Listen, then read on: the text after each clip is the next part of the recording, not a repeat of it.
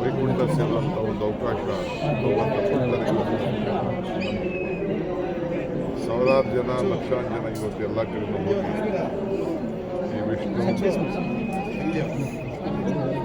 ಸ್ವರೂಪದಲ್ಲಿ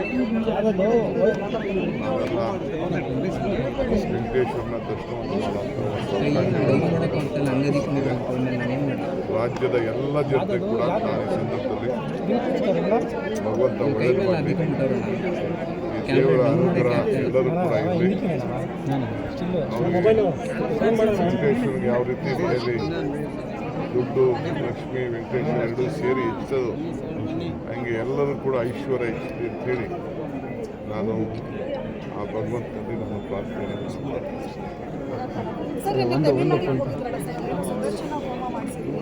ಹೌದು ರೀ. ನಾನು ದಿನಾ ಪೂಜೆ ಮಾಡ್ತಾ ಇರ್ತೀನಿ, ದಿನಾ ದೇವ್ರು ನೋಡ್ತಾ ಇರ್ತೀನಿ, ದಿನಾ ಹೋಮಗಳನ್ನ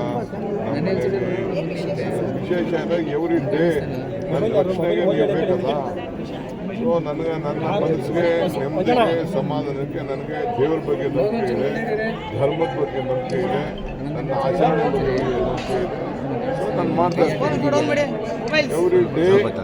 ನಾನು ದೇವ್ರಿಗೆ ನಮಸ್ಕಾರ ಮಾಡಿದೆ ನಮ್ಮ ಮನೆಯಿಂದ ಹೋಗೋದೇ ಇಲ್ಲ ಈಚೆ. ನಾನು ಯಾವ ದೇವ್ರ ಶಕ್ತಿ ನಾನು ನಂಬ್ಕೊಂಡಿರ್ತೀನಿ, ಎಲ್ಲರ ಬಗ್ಗೆ ನಮಗೆ ಪ್ರೀತಿ ಇದೆ ಇರ್ತದೆ.